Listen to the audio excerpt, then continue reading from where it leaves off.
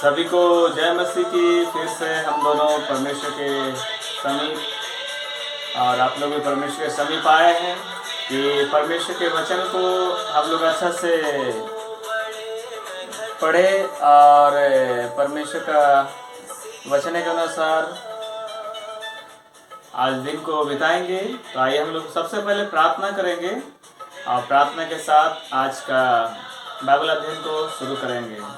और स्वागत है हमारे चैनल में आप सभी का और सभी को फिर से जय मसीह। आइए हम लोग आंखों को पहले बंद करेंगे, प्रार्थना है, उसके बाद वचनों को खोलेंगे, पढ़ेंगे। आइए आंखों को बंद करेंगे, प्रार्थना करेंगे। पिता परमेश्वर, हम प्रार्थना करते हैं आपकी दया करुणा के लिए आज का दिन दिया है। धन्यवाद क्योंकि आपका वचन हमारे पाँव के लिए दीपक, आप मार्ग के लिए उजाला बनने पाए प्रभु जी।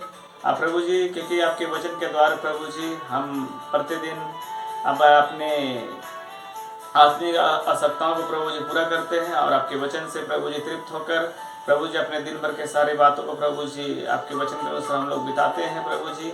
और आपकी महिमा करने का मौका मिलता है प्रभु जी और आपसे बातें करने का मौका मिलता है प्रभु जी। हमारे प्रार्थना का उत्तर मिलता है प्रभु जी। इसलिए प्रभु जी हम आपका धन्यवाद देते हैं कि आज के दिन में फिर से आपके समीप आने का मौका दिया प्रभु जी। पिता परमेश्वर, आपका अनुग्रह, आपका प्रेम के लिए आपका लाख लाख धन्यवाद देते प्रभु जी। आप प्रभु जी आपकी महिमा के लिए प्रभु जी, आप प्रभु जी आपने हम सब वितरित किया है। आप प्रभु जी क्योंकि इस वचन भी कहता है स्वर्ग आपका सिंहासन, पृथ्वी आपके चरणों की चौकी है। पिता परमेश्वर, आपका वचन भी कहता है जहाँ भी आपके नाम से 2 या 3 जाने रहते हैं आपकी उपस्थिति होती है प्रभु जी। प्रभु जी आज की इस बाइबल रीडिंग बाइबल प्रभु जी पढ़ने के लिए, प्रभु जी स्टडी करने के लिए, मनन करने के लिए प्रभु जी आपने मौका दिया हम सभी को और हम दोनों को भी मौका दिया, इसलिए हम आपका धन्यवाद देते प्रभु जी। आप प्रभु जी आज के वचन पढ़ने में प्रभु जी पवित्र आत्मा द्वारा आप ही अगुवाई करेंगे। प्रभु जी हम लोग सुनकर प्रभु जी अपने आत्मिक जीवन की हर आवश्यकता मसीह के नाम से पूरी करने पाए। सारा आदर में हम आपको देते हैं। धन्यवाद के साथ प्रार्थना आपके बेटे यीशु मसीह के नाम से मांगता हूँ, आमीन। फिर से जय मसीह की। आइए हम लोग निकालेंगे यूहन्ना रचित सुसमाचार। हम लोग 7 अध्याय शुरू किए थे कल। आज हम लोग 7 अध्याय का जो कल हम लोग 9 पद तक पढ़े थे, पेज नंबर 140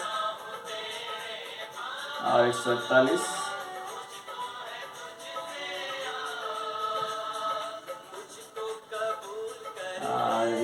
सात अध्याय उसका 10 पद से लेकर 13 पद तक छोटा से आज रीडिंग है। और यहाँ विषय है झोपड़ियों के परब में यीशु। झोपड़ियों के परब में यीशु। तो आज हम लोग इस वचन को हम लोग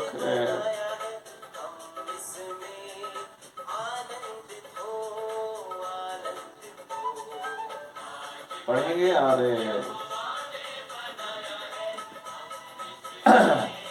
आइए हम लोग पढ़ेंगे। मैं विश्वास करता हूँ आप लोग वचन को निकाल चुके हैं, अगर ये नहीं है तो आप सुन सकते हैं। ये ऐसा लिखा है, परंतु जब उसके भाई परब में चले गए तो वह स्वयं भी प्रकट में नहीं परंतु मानो गुप्त रूप से गया। यहूदी पूर्व में उस यह कहकर ढूंढने लगे, माने यहूदी पूरब में उसे यह कहकर ढूंढने लगे वह कहाँ है। और लोगों में उसके विषय में चुपके चुपके बहुत से बातें हुई। कुछ कहते थे वह भला मनुष्य है और कुछ कहते हैं नहीं, वह लोगों को भरमाता है। तो अभी यहूदियों के डर के मारे कोई व्यक्ति उसके विषय में खुलकर नहीं बोलता है। इस पर जाए परमेश्वर हम लोग को आशीष प्रदान करें। और यह जो विषय है झोपड़ियों के परब में यीशु, और यहाँ ज़्यादा कुछ नहीं दिया है। और यहाँ बताया यहूदी पूरब में उसे यह कहकर ढूंढने लगे कि वह कहाँ है। अब यीशु मसीह को ढूंढ रहे हैं और उसके पीछे चुपके चुपके क्या हो रही, बहुत सारी बातें बोलता है कि हुई। और कुछ कहते हैं कि भला मनुष्य है और कुछ कहते हैं नहीं, वह लोगों को क्या करता है, भरमाता है। हाँ, आज संसार में ऐसा मसीहों में भी ऐसा होता है ना, कि ये प्रचारक ऐसा है, वो प्रचारक ऐसा है, उसने ऐसा कहा, उसने ऐसा कहा। जब यीशु मसीह थे तो यीशु मसीह के विषय में भी बहुत सारे लोग ऐसा बोलते थे, है ना। यीशु मसीह के विषय में ऐसे लोग, बहुत सारे लोग बोलते थे कि वह भला मनुष्य है और क्या है, लोगों को क्या करता है, भरमाता है। यदि आप सुसमाचारों में आप देखेंगे, सुसमाचार में कभी भी ऐसा माने आप नहीं पाएंगे कि यीशु मसीह ने लोगों को क्या किया, भरमाया या भ्रमित किया, या किसी को सताया, या किसी को माने पीड़ा दिया, या किसी को बोलता है कि गाली गलौज दिया। वह सुनकर भी अपने आप को बोलते सच्चे न्याय के हाथ में सौंपता था। आइए हम उसको देखेंगे पहला पतरस में, पतरस के पुस्तक में देखेंगे जो पत्री के रूप में है। आप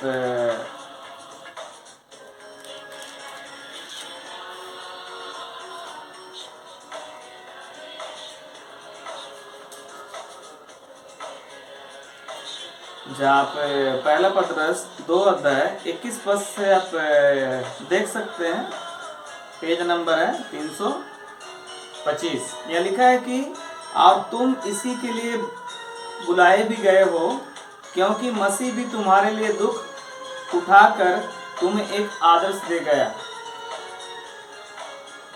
कि तुम भी उसके पद चिन्हों पर चलो। ना उसने पाप किया, ना उसके मुंह से छल की कोई बात निकली।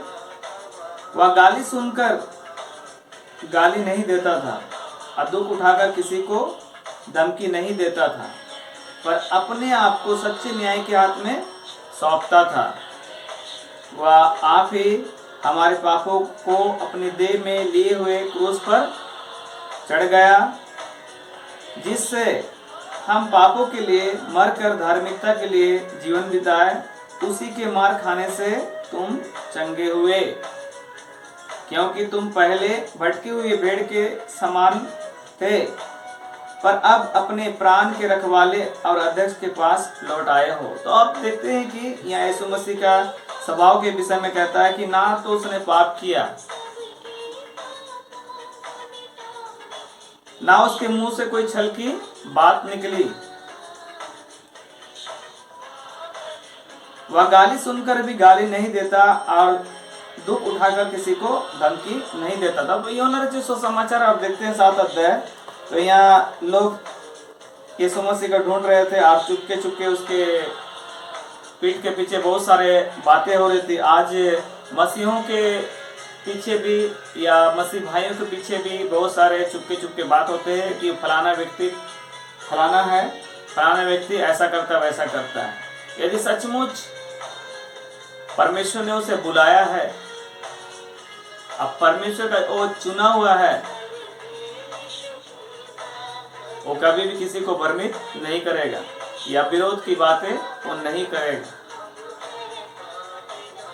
इसलिए परमेश्वर के जनों के विषय में बोलने वालों के लिए समस्या उत्पन्न हो जाती है। इसलिए यीशु मसीह के पीछे लोग चुपचाप से क्या कर रहे थे, बात कर रहे थे। और बहुत सारे ऐसे लोग कहते थे भला मनुष्य। भला मनुष्य कहने का मतलब है कि बहुत लोग के जीवन में जो अष्टक्रम हुआ, हो सकता है कि ऐसे लोग कहते होंगे कि यीशु मसीह क्या है, भला मनुष्य है। और ऐसे लोग कहते होंगे नहीं, वो लोगों को क्या करता है, भरमाता है।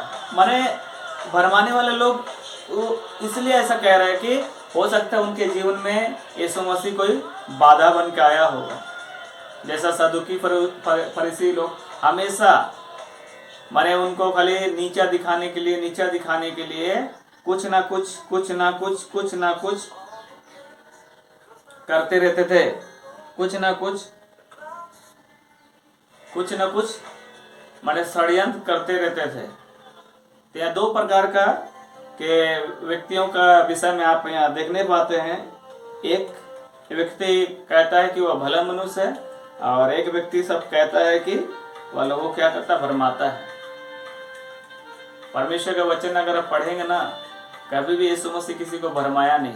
मैंने अभी पढ़ा पहला पतरस 2 अध्याय से 21 पद से पढ़ा कि वह गाली सुनकर भी किसी को धमकी नहीं देता था। आज संसार में ऐसा बहुत सारे मसीह लोग भी है जो गाली सुनना पसंद नहीं करते हैं, है ना। फट से क्या हो जाते हैं, गुस्सा हो जाते हैं।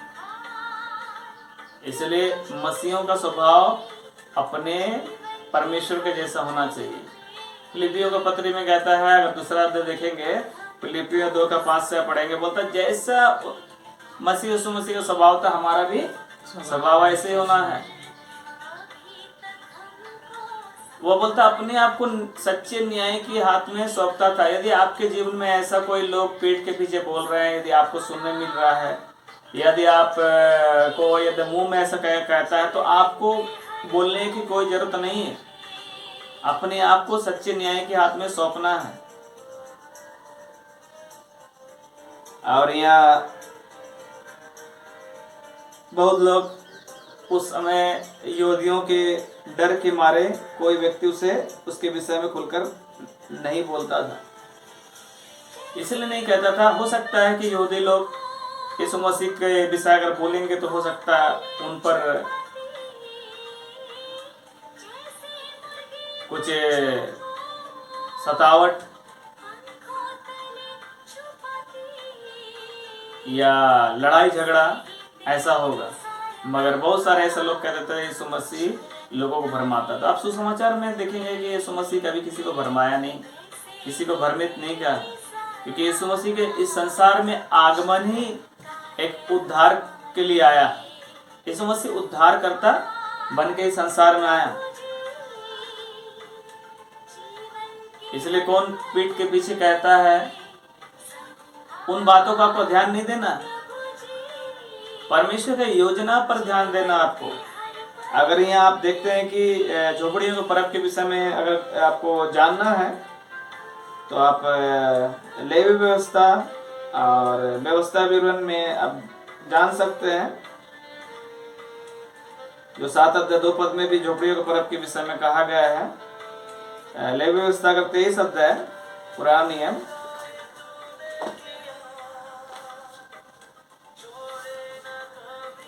लेवी व्यवस्था उसका 23 अध्याय निर्गमन के बाद है।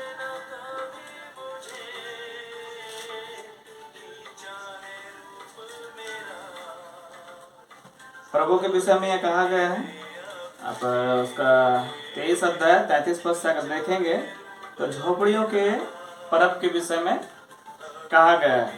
तो यदि आप झोपड़ियों के पर्व के विषय में आपको जानना है कि झोपड़ियों का पर्व क्या है, तो आप यहाँ पढ़ सकते हैं लेवी व्यवस्था उसका 23 अध्याय 33 पद से 44 पद तक।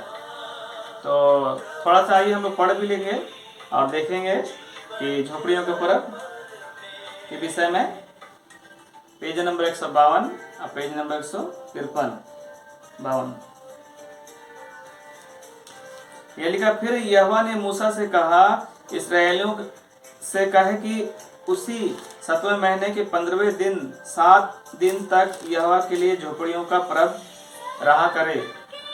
पहले दिन पवित्र सभा हो और उसमें परिश्रम का कोई काम ना करना। 7 दिन यहोवा के लिए हव्य चढ़ाया करना। फिर 8वें दिन तुम्हारी पवित्र सभा हो और यहोवा के लिए हव्य चढ़ाना। और महासभा का दिन और उसमें परिश्रम का कोई काम ना करना।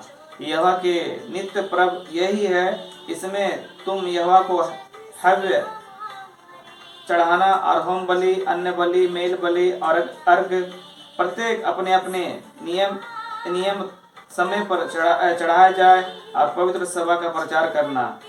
इन सबों से अधिक यहोवा विश्राम दिनों को मानना और अपनी भेंट और सब मन्नतों और स्वच्छ बलियों को जो यहोवा को अर्पण करेंगे चढ़ाया करना।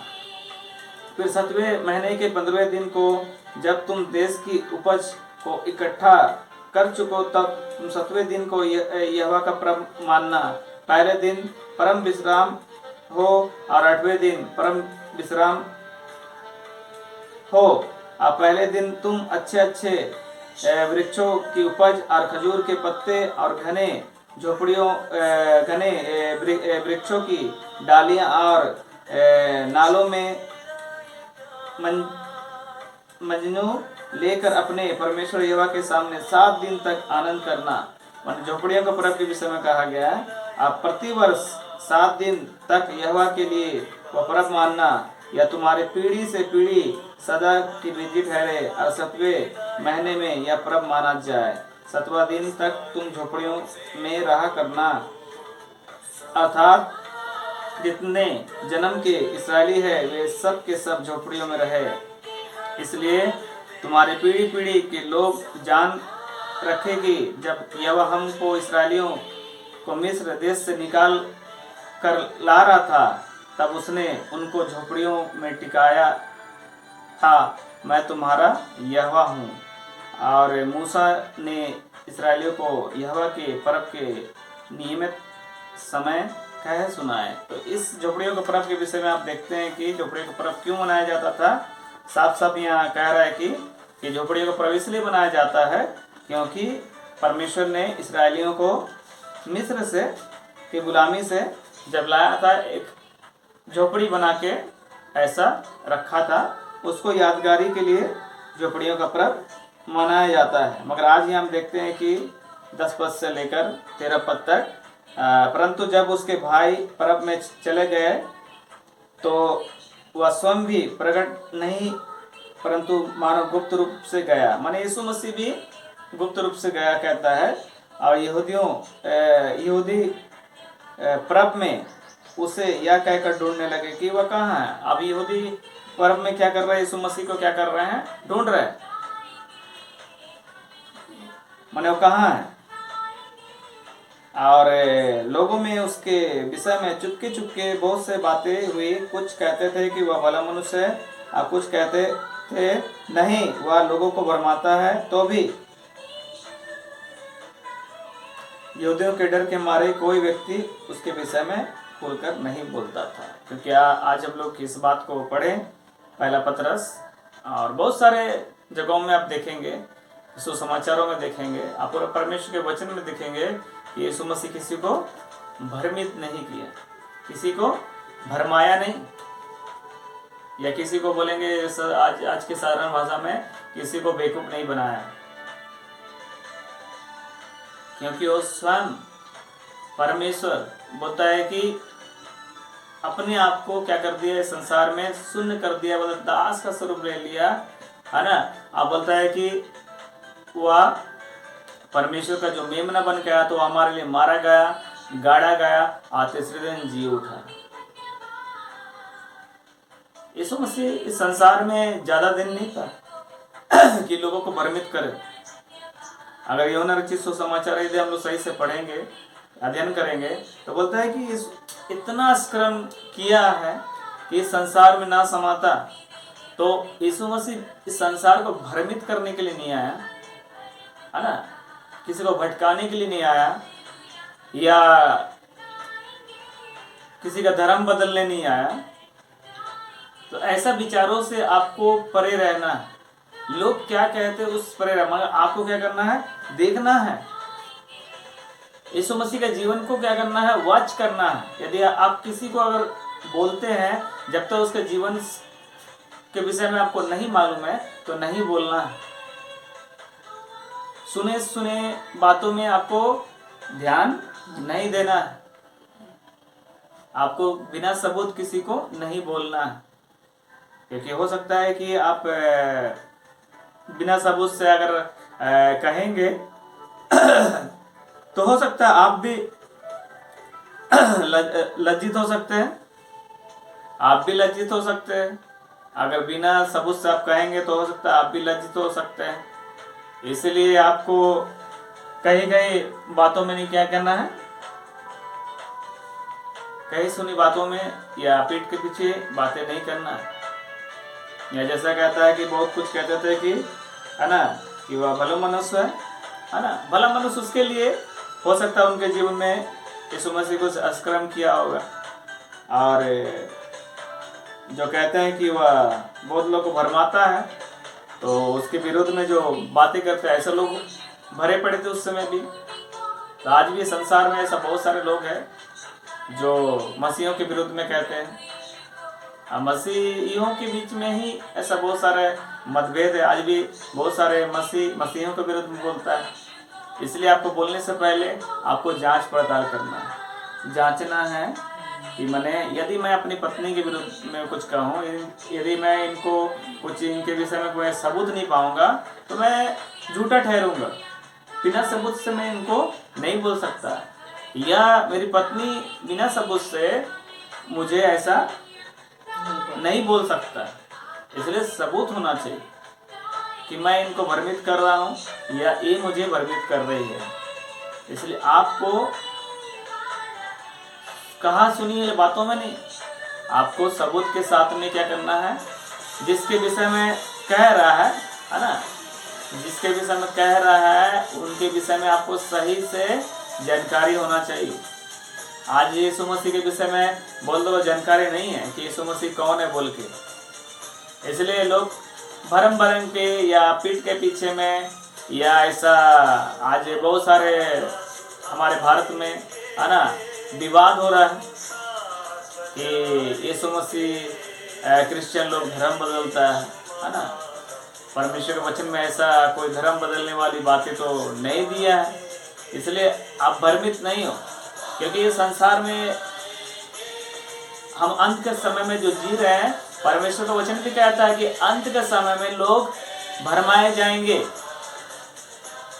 और भरमाने वाला वो आत्मा भी आएगा, वो दुष्ट आत्मा भी भ्रमित करने वाला आएगा। अच्छे का विश्वास को क्या कर देगा, कमजोर कर देगा।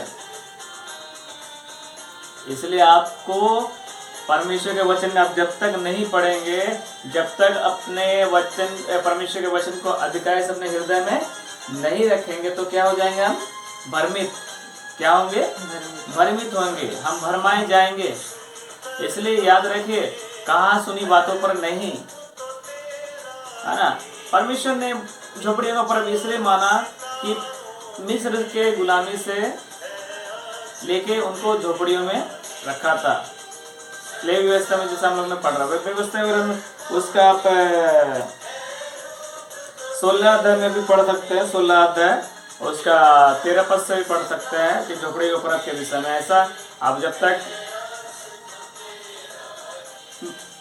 मेल करके है ना, बिना मैचिंग करके कुछ बातों को आपके पास प्रूफ नहीं रहेगा तो किसी के विषय में उंगली उठाना भी बेकार है। क्योंकि परमेश्वर के वचन भी कहता है कि हमें दोष नहीं लगाना, तुम पर भी क्या लगाया जाएगा, दोष लगाया जाएगा। इसलिए बिना सबूत से आपको नहीं बोलना है। कौन क्या कहता है इन बातों का नहीं।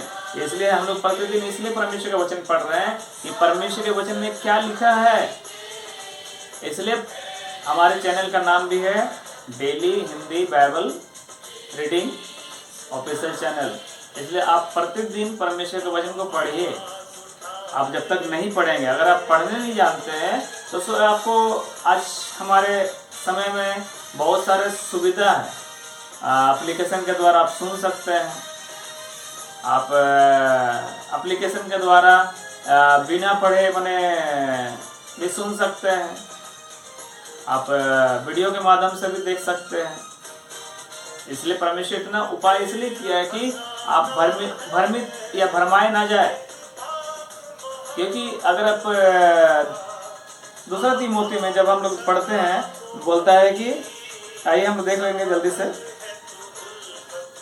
दूसरा तीमुथी 3 अध्याय में पेज नंबर 296।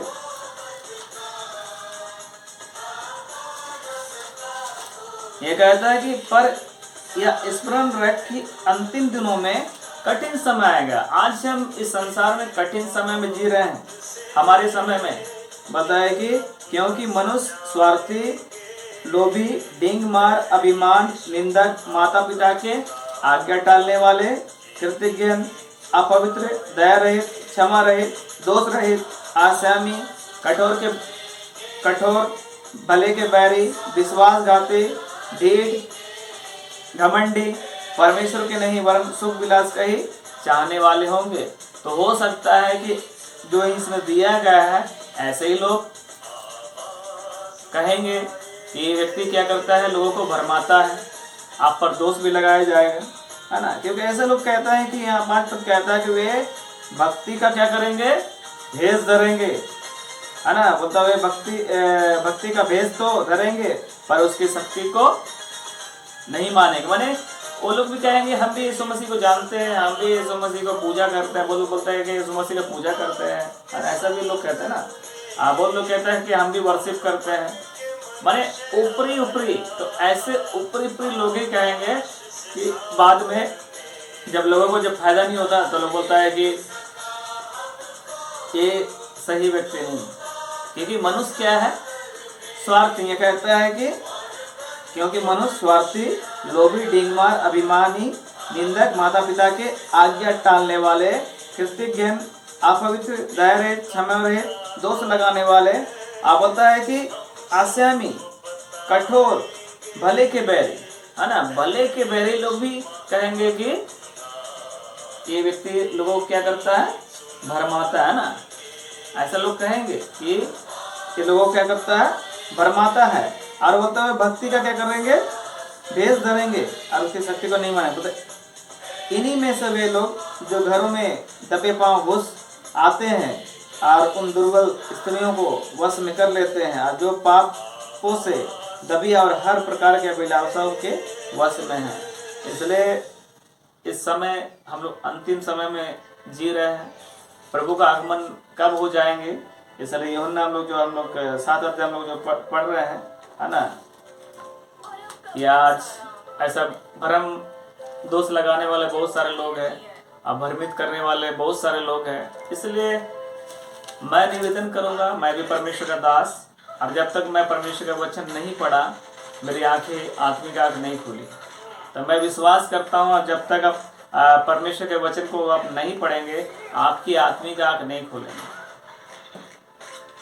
आइए एक बात को मैं अपने गवाह से, जब मैं विश्वास में नहीं था, तो अपने एक बातों से मैं आपको बताना चाहता हूँ। मार्कुस 8:36,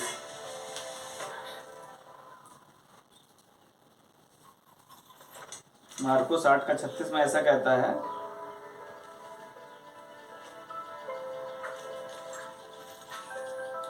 मैं पढ़ के इसलिए सुनाना चाहता हूँ कि बहुत लोगों के पास बाइबल नहीं रहता है, या बहुत लोग ऐसा बाइबल खोलने भी नहीं जानते। इसलिए आपको खोलने भी सीखना है बाइबल। जब पढ़ते हैं तो सही से पेज नंबर आपको 64, 64, 65, ये 8:36 में कहता है, यदि मनुष्य सारे जगत को प्राप्त करे, पेज नंबर 64, मार्कुस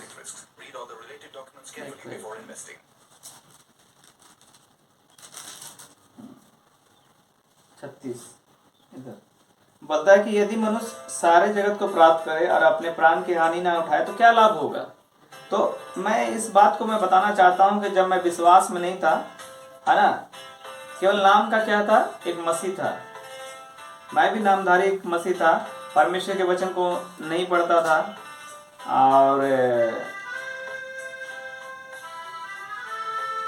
बिना सबूत से तो आपको प्रमाण नहीं मिलेगा। मगर जब मैं परमेश्वर के वचन को पढ़ा, मेरी जब बुलाहट हुई और जब मैंने परमेश्वर के वचन को पढ़ा, तब मेरी आत्मिक आँख खुली। और मैं अपने जीवन में ऐसे सोचा कि मैं बहुत बड़ा आदमी बनूंगा और बहुत धनी बनूंगा, बहुत कमी, मेरे कोई घटी कमी नहीं होगी। मगर परमेश्वर कहता है अगर मनुष्य सारे जगत को प्राप्त कर ले, अपने प्राण को हानि ना उठाए तो क्या लाभ होगा। जब परमेश्वर के वचन को जब पढ़ा, मार्कुस 8:36 में जब पहुंच के उस वचन को पढ़ा ना, मेरा जीवन में एक सुनामी जैसा लहर आ गया, उठ गया, सुनामी जैसा लहर उठ गया। और मैं सोचा कि इस संसार का वह प्राप्त करके मुझे क्या फायदा होगा यदि मैं अपने प्राणी को खो दूंगा। इसलिए आज संसार में बहुत सारे लोग हैं प्रयोग, आज बहुत लोग क्या करते हैं, एक दूसरे को भरमा रहे हैं। इसलिए बिना पढ़े आपको ज्ञान नहीं होगा, बिना समझाए आपको समझ नहीं आएगी। आप प्रेतो काम 8 अध्याय में देखते हैं, जब खोजा आराधना करके अपने देश को लौट रहा था, परमेश्वर का आत्मा फिलिपुस को ले गया और वह यशायाह 53 अध्याय को पढ़ रहा था। और जब फिलिप्पुस ने पूछा कि क्या तू समझ रहा, तो उसने जवाब दिया कि जब तक मुझे कोई समझाए ना तो कैसे समझे। क्या आपको बिना समझाए आप समझ नहीं पाएंगे? नहीं।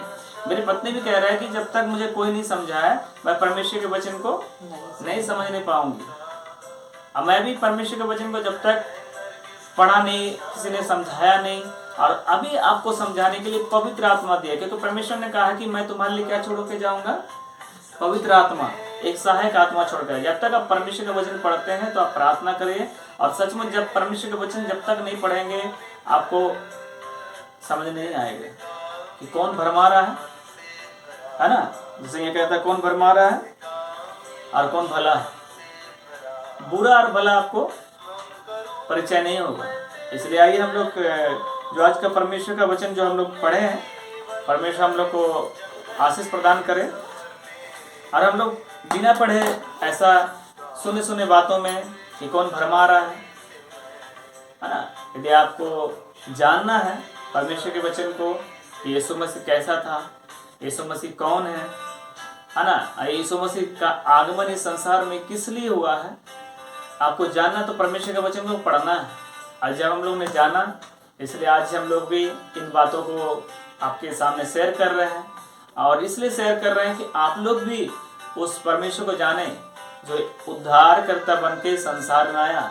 वह हमारे लिए मारा गया, गाड़ा गया, तीसरे दिन जी उठा, मुर्दों में से जी उठा, आज भी जिंदा है,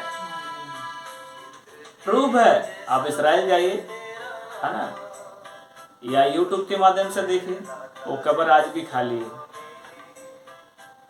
है ना, वो आज भी जिंदा है, और वो चाहता है कि सभी को मन फिराने का मौका मिले, परमेश्वर का वचन पढ़े और अपने आप को उसके राज में जाने के लिए तैयारी कर सके। आइए हम लोग आंखों को बंद करेंगे, हम लोग प्रार्थना करेंगे कि आज के दिन के अनुसार परमेश्वर के वचन के अनुसार हम लोग बिता सके। आंखों को बंद करें, प्रार्थना करेंगे। पिता परमेश्वर, मैं प्रार्थना करता हूँ आपका अनुग्रह, आपका प्रेम के लिए, जो फिर से प्रभु जी जो आज का वचन हम लोग 7 अध्याय जो हम लोग आज यूहन्ना रचित सुसमाचार पढ़े, आप प्रभु जी आज हम लोग ने जो सीखा प्रभु जी, और सीखने के द्वारा प्रभु जी हम लोग बिना पढ़े प्रभु जी ऐसा भ्रमित ना होने पाए, क्योंकि प्रभु जी संसार के लोग जो प्रभु जी आपको नहीं जानते, हो सकता है कि प्रभु जी आपके विषय में बहुत सारे लोग ऐसा कहते होंगे। इसलिए मैं प्रार्थना करता हूँ कि उनको आपके वचन को पढ़ने का या सुनने का मौका दे, कि आपके वचन पढ़ सके।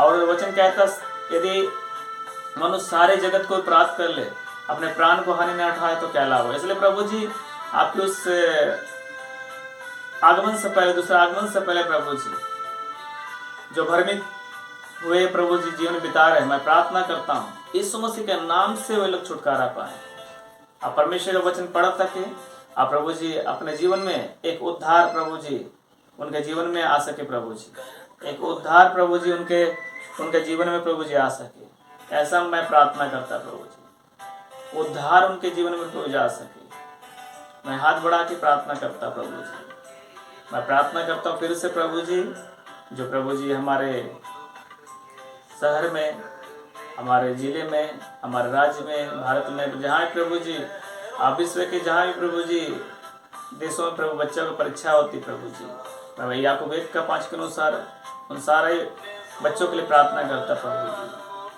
उनकी बुद्धि को यीशु के नाम से खोलता हूँ प्रभु जी, कि उनको प्रभु जी बुद्धि आए और प्रभु जी अच्छी तरह लोग परीक्षा लिख सके, और प्रभु जी अच्छी तरह प्रभु जी एक परीक्षा लिख कर एक अच्छा प्रभु जी विद्यार्थी बन सके, और अच्छा अपने माता पिता का संतान बन सके, और प्रभु जी आपको जान सके और आपका संतान बन सके। ऐसा मैं प्रार्थना करता प्रभु जी, अब प्रार्थना करता प्रभु जी आपके अनुग्रह, आपके प्रेम के लिए, और आज का दिन आपने दिया है इसलिए हम आपका धन्यवाद देते हैं। फिर से आपके समीप प्रभु जी आपने आने का मौका दिया है, दिन भर के सारी बातों को प्रभु जी इति वचन 3:6 का 22 पद अनुसार, आप प्रभु भजन से 91 के अनुसार प्रभु जी हम लोग आशीष मांगते हैं। प्रभु जी आप हमारे साथ चलने वाला, आप प्रभु जी हमारे साथ आगे आगे पीछे पीछे चलने वाला परमेश्वर है, और आप हमारे चरवाहा है भजन से 23 वचन के अनुसार।